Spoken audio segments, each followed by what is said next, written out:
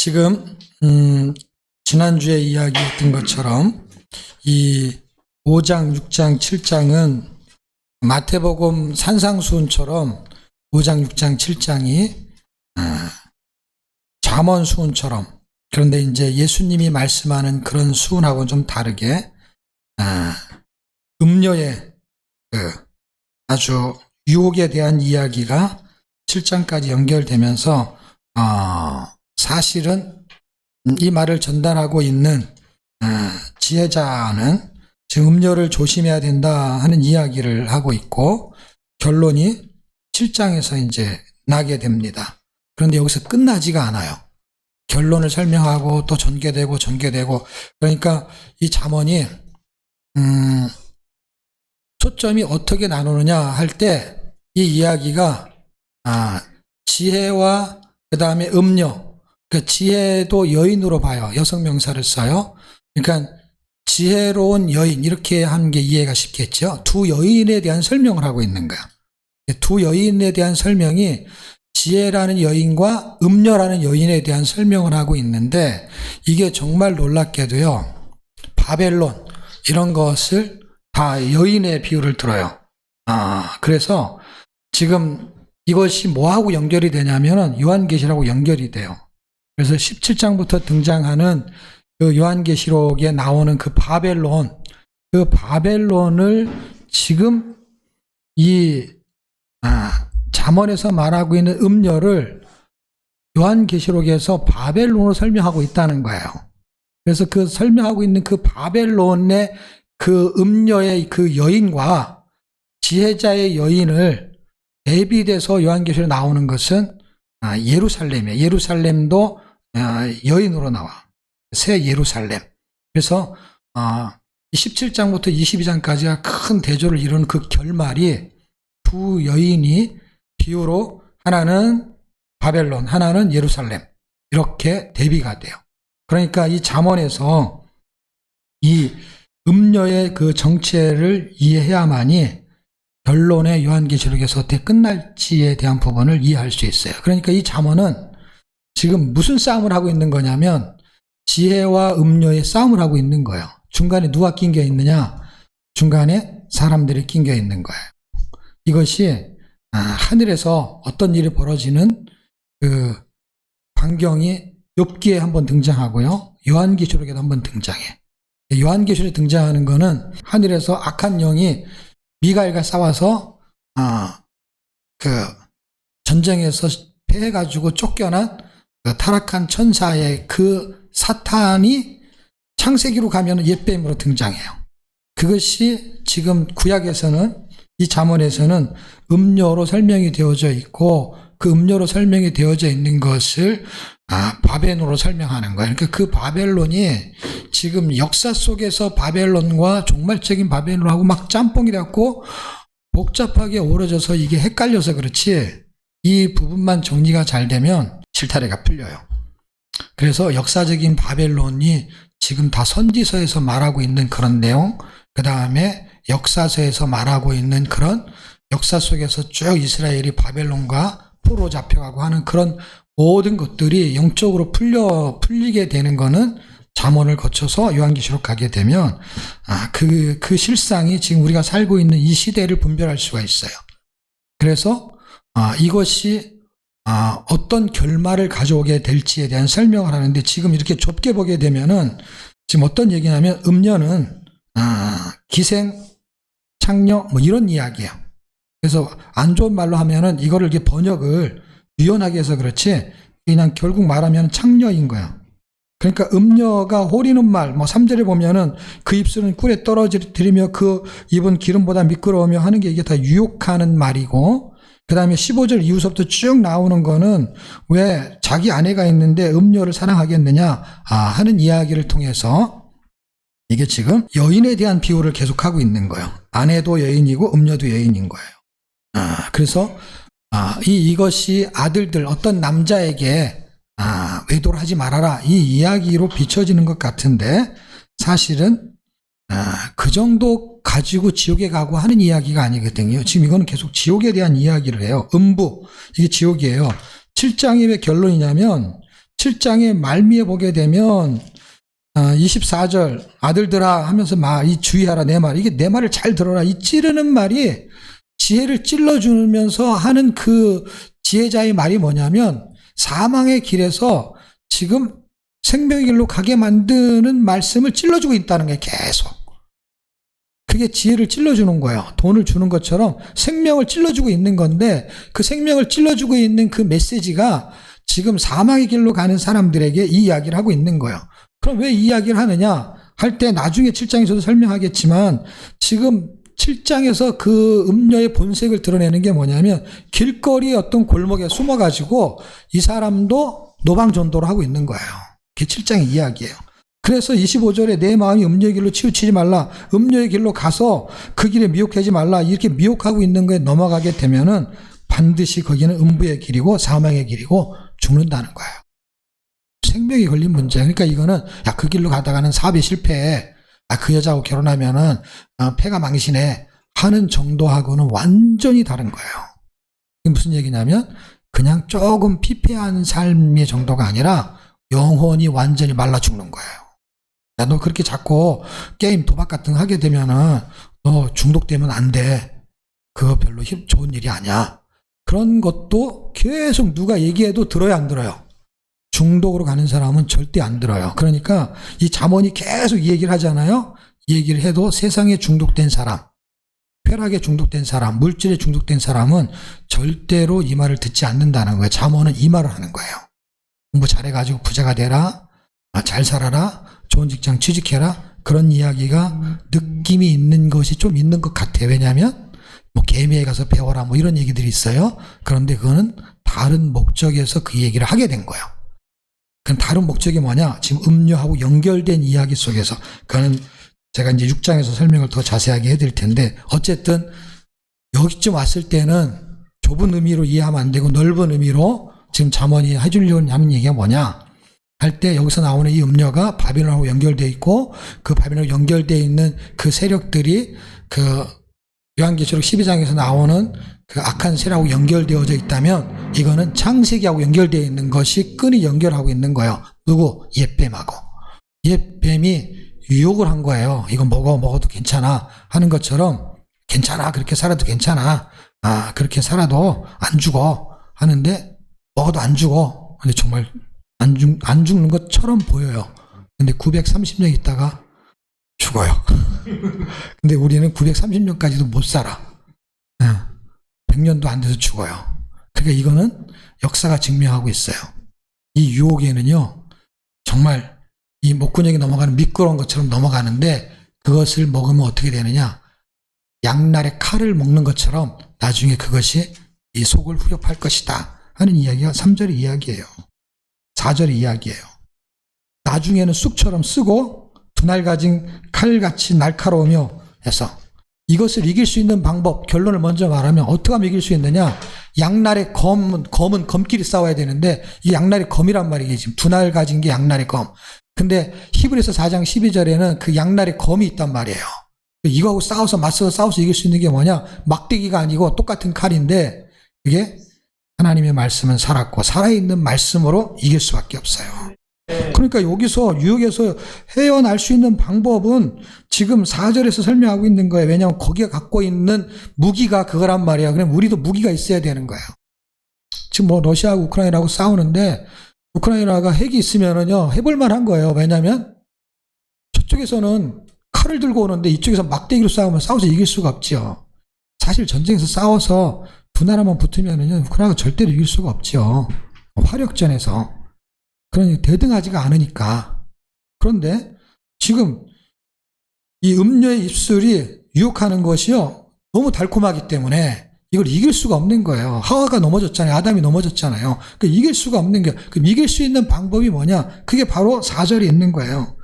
두날 가진 칼같이 날카로우기 때문에, 여기서는 지금 계속 뭐라고 말하냐면요, 방법을요 굉장히 소극적으로 설명해요. 그런즉 아들들아, 나를 들으며 내 말을 버리지 말고 그 길에서 멀리 하라. 그 진문처에도 가까이 가지 말라. 이렇게 해서 소극적으로 말해요. 그러니까 저기서 음자가 오면은 도망가 라고 하는데요, 그게 안 되거든요. 걸려들거든요. 가난한 사람한테요 뭐가 오는 줄 아세요? 카톡이 와요. 돈 빌려주겠다고. 부자한테 오면은 그 사람이 걸려들까요? 안 걸려들까요? 안 걸려들어요. 근데 왜 걸려드냐면 어떻게 알고 오냐고. 어떻게 알고. 가난한 사람한테는요 돈을 빌려주기 돈이 필요한데 얼마나 이게 기쁜 소식이에요. 근데 그거를 덜컥 먹었다가는 어떻게 해요? 양날의 검이 되는 거예요. 평생 이래도 못 갚을 정도로 이제 돈의 노예를 만드는 거예요. 그러니까 그게 함정인 거예요. 그게 이제 그 함정의 종류가 6장에 나오는 거예요. 그놈들이. 근데 이거를 잘못 이해하니까 이게 그냥 스토리가 있다니까 5장, 6장, 7장이 이게 다 스토리가 있는 거예요. 5장 서론, 6장 본론, 7장 결론 이렇게 끝나는 거예요, 여러분. 그리고서 다시 또 8장에서 또 설명을 하면서 그러면서 이제 진행이 되는 이야기가 이제 10장서부터 진행이 되는 거예요. 그러니까 1장부터 9장까지 이야기는요, 반복이에요. 그래서 여기서 나오는 음녀가 제가 왜 제목을 이렇게 잡았느냐, 음녀 유혹에서 건진 지혜. 여기는 음녀에서 건진 지혜라는 거는요, 특별하게 찾아볼 수가 없어요. 왜냐하면 도망가라, 피해라. 너 그렇게 했다가 나중에 후회할 거야. 어떻게? 11절 두렵건대 마지막에 이르러 내 몸 내 육체가 쇠파할 때 내가 한탄하여 이걸 받아들여가지고 유혹에 빠져가지고 이제는 몸이 완전히 쇠파돼가지고 풍지박산이 났어요. 그랬을 때 말한다는 게 어떻게 내가 친직에 그거를 들었으면 좋았을 것을. 친직에 내가 그때 누가 나한테 찾아와가지고 야 그렇게 살면 안 돼. 그거 보이스피싱이야. 그거 받아들이면 안 돼. 그 카톡 그거 지금 당장 필요하지만 그 나중에 더 힘들어. 그거 하면 안 돼. 이렇게 말한 거를 괜찮아 신경 쓰면 내가 다 해결할 수 있어. 네가 뭔데 나한테 신경 써. 내 일은 내가 책임져. 그래 놓고 그게 진짜로 오면은 이런 말을 한다는 거예요. 그게 성경에 써 있어요. 12절. 자기가 말하는 거 내가 어찌하여 훈계를 싫어하며 내 마음에 꾸지람을 가볍게 여기고 내 선생의 목소리를 청종치 하여 나를 가르치는 이에게 귀를 기울이지 아니했던 거. 교만한 사람은요 남의 말을 절대 안 들어요. 그리고 자기가 다 옳다고 생각해요. 뭐든지. 영적인 것도요 목사 말 절대로 안 들어요. 여러분이 들었으면 여러분이 이 정도밖에 안 될 리가 없어. 정말이에요. 안 듣는다니까. 여러분이 듣는 척하고 안 듣는 거고 나눔도 그냥 그러는 척 하는 거예요. 진짜로 살아버리잖아요. 그러면은요 안 나눠도 다 알아요. 얼굴만 봐도 그 사람. 정말이라니까요. 사람은요 이게요 하나님이 여기 이성과 지성을 줬기 때문에요 영물이에요. 말 안 해도요. 그러니까 이런 건 있어요. 아니 10길 물속은 알아도 한 길 사람 속은 모른다고 해서 사람 몰라요. 그렇지만요 아는 게 있어요. 사람들이 이렇게 통하는 게 있어요. 그게 100% 맞는 건 아니어도 저 사람 지금 뭔가 힘들구나. 그런 거 알아요. 뭐가 힘든지는 몰라요. 힘들구나. 저 사람 뭐가 지금 기분이 좋구나. 뭐 좋은 일이 있는가 보구나. 그리고 영적인 상태 모를까 봐요. 우리가 다 영적인 존재인데 신앙이 있고 없고요. 말 안 해서 그렇죠. 형편없는 사람들이 더 많아요 사실은요. 그 말을 안 하는 거죠 말을. 네. 신앙과 인격을 분리되지 않기 때문에 그래요. 분리시킬 수가 없어요 그게. 붙어 있기 때문에. 그래서 인격이 있기 때문에 말을 안 하는 거예요. 근데 성경은요 그 인격이 있음에도 말을 하는 거예요. 어떻게 해요? 부모의 마음으로 말하는 거예요. 근데 여기 봐요. 선생의 말, 스승의 말 이거 안 듣는다는 거예요. 부모의 말. 지금 부모가 하는 말이 성경이 하나님 아버지가 하는 말이에요. 그거를 목회자는 대신 전달하는 것 뿐이에요. 아니 나보다 하나님이 더 그 심정을 갖고 있는 거지. 왜냐하면 이 세계를 목회자보다는 하나님이 더 잘 아는 거거든요. 영적인 세계를. 그래서 그거를 지금 설명하고 있는 거예요. 여기서 우리가 지금 제가 아무리 열을 내도요. 여기서 기록되어 있는 말을 제가 100% 의미 있게 전달을 못해요. 그러니까 여러분이 성경 읽으셔가지고 두날 가진 이게 나중에는 쑥같이 쓰고 두날 가진 칼같이 날카로우며 이게 뭐예요? 무슨 아무 의미가 없죠. 근데 이걸 딱 경험한 사람은요. 12절의 말을 하고 싶은 사람이 만약에 여기 있다면요. 이 과정을 거친 거예요. 그때 그 말을 들을 걸. 그때 그렇게 할 걸. 그래도 나한테 그 얘기 해준 사람이 나한테 욕을 먹어가면서 그 얘기를 했네. 그 얘기 안 한 사람은요. 욕 먹을 리가 없죠. 그 사람이 나를 정말 위해서 한 말이었구나. 그때 내가 진짜 그 사람이 미웠는데. 그게 찌르는 말이에요. 찌르는 말을 사람들은 잘 안 하려고 그래. 왜냐하면 욕을 먹으니까. 그리고 욕을 먹을 필요가 없잖아. 그냥 좋게 해야 교인도 늘고 헌금도 늘고 사례비도 늘고 잘 먹고 잘 살자는 얘기야. 결국에는 목회가 아니에요. 그거는 먹회지.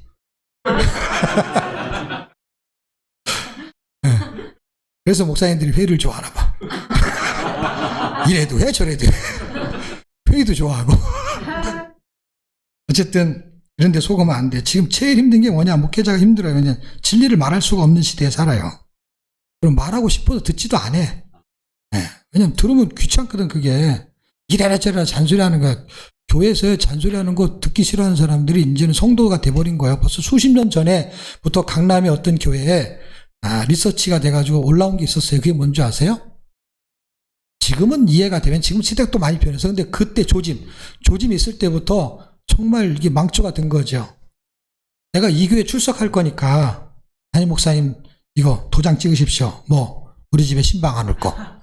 신방 안 오는 조건으로 등록하겠습니다. 그게 수십 년 전부터 출발하기 시작했어요. 그 얘기 들은 때가 벌써 수십 년 됐어요. 시간이 흘러서. 지금은 오죽하겠어요. 지금은 간섭하지 말아라 나한테. 그냥 너는 설교만 잘해서 어떻게 하면은 복 받은지에 대한 이야기만 잘하면 된다. 그거죠. 관계가 없어진 거예요. 관계가.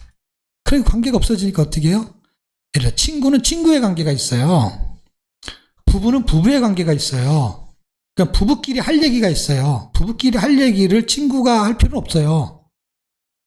근데 스승과 제자가 할 얘기가 있어요. 그 다음에 목회자와 성도가 할 얘기가 있어요. 근데 그 얘기를 못 한다는 거예요. 예를 들면 그럼 스승과 학생의 얘기를 학교에서 하냐? 못해요. 관계가 없어요. 그냥 너는 가르치기만 하라는 거야. 칠판에다. 내가 자든지 말든지. 옛날에는 안 그랬어요. 옛날에 어떻게 했어요? 스승과 그 제자의 관계는요, 부모와 자식의 관계와 같은 정도의 수준이었어요. 그러니까 부모와 자식의 관계가 무너졌다는 거예요. 이게 무너졌다는 건 그것도 무너졌다는 거예요. 교회도 마찬가지고. 그러니까 관계가 없어진 거예요. 그러니까 잘해주는 사람끼리만 관계가 있는 거예요. 그냥 호영호재, 좋은 게 좋은 거야. 그냥 좋은 게 좋은. 그러니까 그냥 내가 그 얘기했다가 괜히 나만 욕먹지 뭐. 그래갖고 아무도 얘기를 안 해요. 그러니까 이때 얘기를 해야지 어떡하냐고. 설교 때라도 얘기를 해야지. 네? 이거라도 좀 잘 들으면 되게 성경이 말하는 거 개인적으로 만나가지고는 듣지를 않는데 뭐하러 얘기를 해요. 들을 사람한테만 얘기하지. 어떤 사람. 총무들한테만 얘기하는 거지. 총무들한테만 뒤지게 얘기를 하는 거죠. 네? 그 사람들은 듣고 앉았으니까. 네? 안 들은 사람한테 얘기할 필요가 없는 거죠. 네? 아무런 의미가 없죠. 그런데 지금 이 음조가 나오는 이 얘기에서 제가 이 주제를 잡은 이유는 뭐냐면은 이게 2장서부터 출발해서 그래요. 놀랍지 않아요? 2장 16절로 가보세요. 이건 서론 배경만 알면 이거는 그냥 설명할 게 없어요.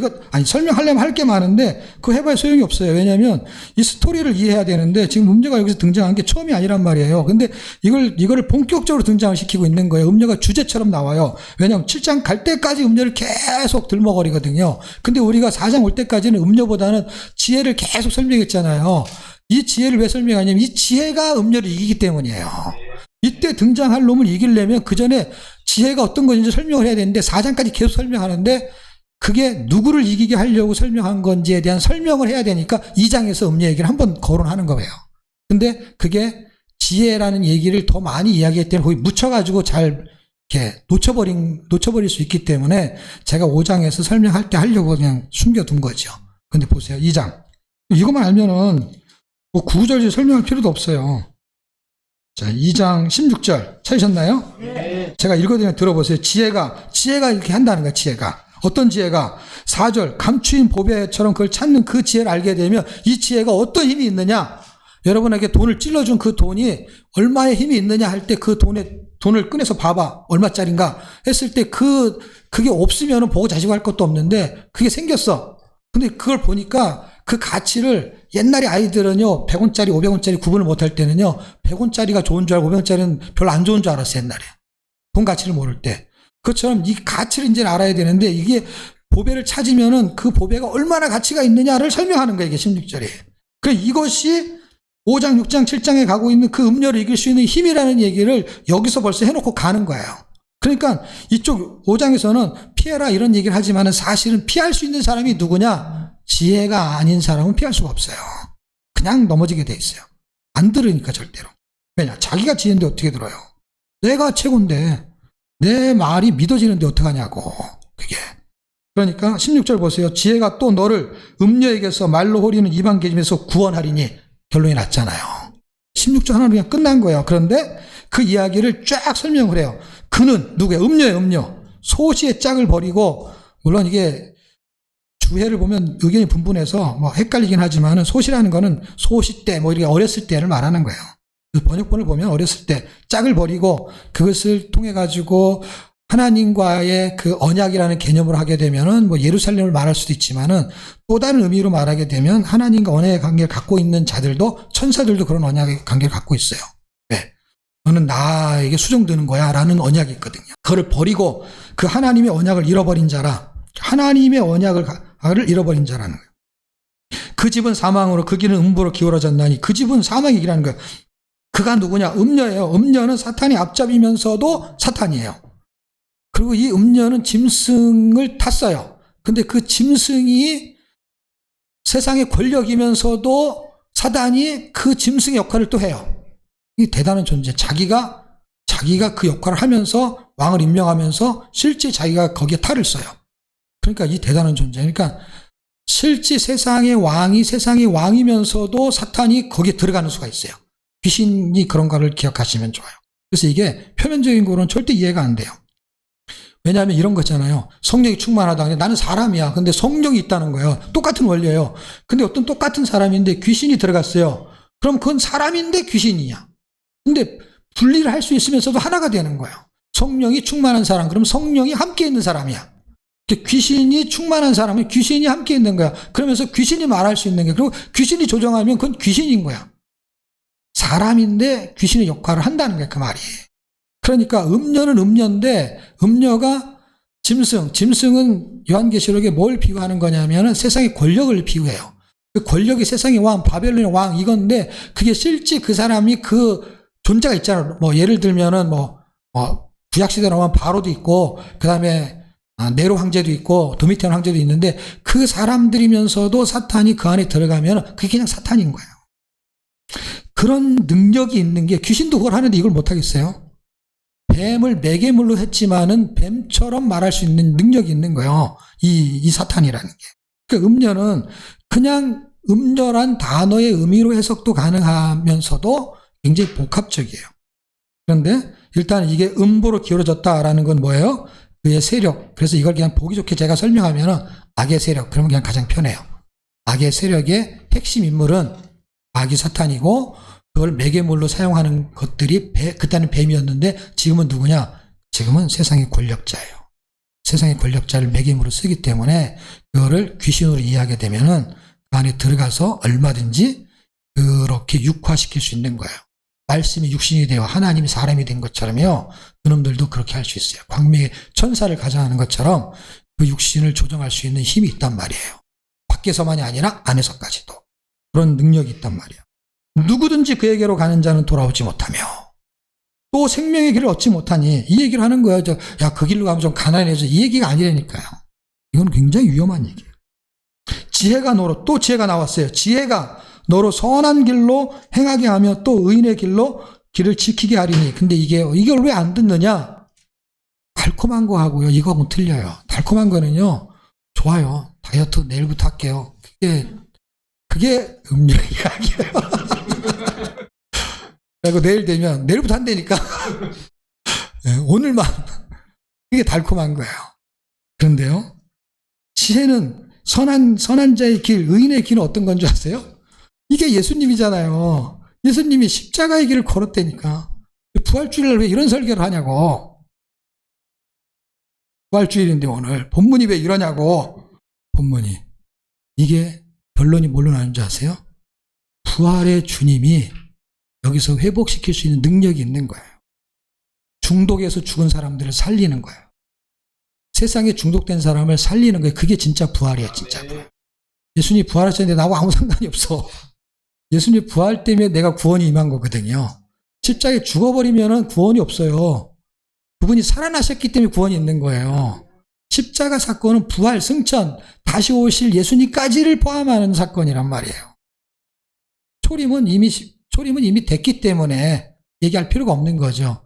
도림이 왔으니까 십자가를 지는 거고, 십자가를 졌는데 죽어버리고 끝났으면 아무 의미가 없는 건데, 그분이 부활했단 말이에요. 부활이 우리에게 생명을 주는데, 부활해갖고 이 땅에 살면은 나사로처럼 되는 거예요. 그런데 그분이 다시 자기 자리를 찾아서 갔단 말이에요. 그런데 그분이 다시 우리한테 오셔갖고, 우리의 마음의 왕으로 오셨는데, 그분이 이것을 세상을 다시 평정하기 위해서 다시 재림할 거라는 그 복음이 부활의 복음이란 말이에요.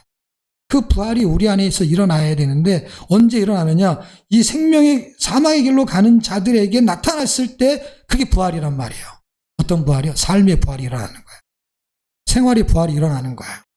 다시 그분의 삶을 따라가는 것이죠. 그런데 왜 그 길로 못 가냐? 이게 고난의 길이거든요. 아까도 얘기했지만 달콤한 거는요, 고난이 아니에요. 내일부터 다이어트, 오늘부터. 그럼 그게 고난이잖아요. 굶어야 되고, 힘들어야 되고, 기도해야 되고, 말씀 읽어야 되고. 여러분이 내재나 생각하는 게요, 이게 사망의 길인 것 같죠? 힘들죠? 이게 생명의 길이에요. 살아나잖아요, 사람들이. 아니, 죽어가다가 음식을 먹으면 살아나잖아요. 그러니까 여러분의 영혼이 죽어있는지 살아있는지 모르는 게 중독된 거예요, 세상에. 죽어있는 걸 알아야만이 어떻게 해요? 내가 이제 살아야 되겠구나 하는 게 갈급함이고, 그때 말씀을 읽으면 살아나는 거예요. 제가 예전에 그 호주에서 금식을 했을 때, 3일 금식을 하고 죽을 막 그 주인이 써가지고요. 죽을 줄 때 내가 한 숟갈 떠가지고 입에다 딱 놓았어요. 입에 넣어서 목구멍이 아직 안 넘어가고 일로 내려가지가 않았어요. 여기가 그냥 이게 입으로 들어갔어. 근데 놀랍죠. 여기 입에 들어갔는데 눈이 번쩍 떠져. 그런 경험이 없는 사람들 한번 해보세요. 그러니까 3일 굶어도 끄떡없는 비만은 이런 경험이 안 되고 3일만 해도 죽을 수밖에 없을 정도로 연약한 사람일 때는요, 이게 눈부터 오는 것 같아요. 제 경험이 뭐 다른 다 똑같지는 않겠지만 눈이 이렇게 번쩍 떠지더라고요. 생명이 들어오는 느낌이 드는 것처럼 말씀에 갈급한 사람은요, 그때 읽으면은요, 말씀이 다 은혜가 되는 거야. 제가 예전에 그 포천에 어떤 사람이 교회 가고 싶은데 교회 종소리 나면은 막 가슴이 두근두근거리는 것처럼요, 그런 갈급함이 아닌 경우에는 중독에 세어날 수가 없대요. 어떤 사람이 알코올 중독에 걸렸는데요, 의사하고 상담을 하더래요. 그래가지고 마시면 안 됩니다 하면 상담을 할 때 그 사람이 그러더래요. 제가 이제는 끊고 새 사람이 되겠습니다 이렇게 말하잖아요. 네, 그렇게 하십시오 라고 하면서요, 의사가요, 차트에다가 뭐라고 쓴지 아세요? 절대로 이 사람은 회복되지 않을 사람이, 그렇게 쓴대요. 자기가 끊는다고 했는데. 그런데 나중에 와가지고요, 이 사람이 얘기해요. 제가요, 정말로 끊고 싶은데요, 이게 끊어지지가 않아요 라고 하는 사람은요, 차트에다 쓴대요. 이 사람은 좀 있으면 회복될 사람입니다. 왜 그러냐면 의사들이 경험 있잖아요. 내가 끊겠습니다 하는 사람은요, 못 끊는데요. 근데요, 끊으려고 해도 안 끊어지기 때문에 나음의 도움을 요청하는 사람은 끊을 수 있대요. 그건 뭐냐면 내가 할 수 없다라는 걸 알았을 때. 그러니까 처음에 그게 안 된다는 얘기가 뭐였냐면 내가 끊을 수 있습니다 하는 사람은 못 끊는데요. 근데 언제 그 말을 하느냐? 피폐해져 가지고요, 나중에 이걸 어떻게 할 수가, 끊어지지도 않고 그것 때문에 삶이 망가졌을 때, 알코올 중독 때문에 삶이 망가져 집안까지 다 날아가요. 그랬을 때 그 나를 도와주세요라고 손을 내밀 때 그때 끊을 수 있대요. 남의 도움이 필요해요. 이걸 깨달을 때, 내가 이거 중독됐구나. 중독된 걸 깨달을 때. 지금 5장으로 다시 돌아와서 그런 음녀가 지금 유혹을 하는데 그는 결국 어디로 내려갈 거냐? 5절 음부로 나아가냐니. 이 7장의 결론에 나오는 말이 여기서 하는 거고 2장에서도 그 얘기를 했어요. 사망의 길. 이건 벌써 죽음이라는 게 사망이라는 거예요. 그랬을 때 이거를 6절 보세요. 대비하라는 거예요. 어떻게 대비하는 거예요? 6절까지가 그 이야기죠. 나아가나니 그는 생명의 평탄한 길을 찾지 못할 것이라는 거예요. 그런데 이걸 대비하라는 거예요. 대비가 7절 8절인데 제가 여러분한테 하는 대비는 뭐냐? 이건 대비고 대비 마마가 있어. 대비 마마는 뭐냐?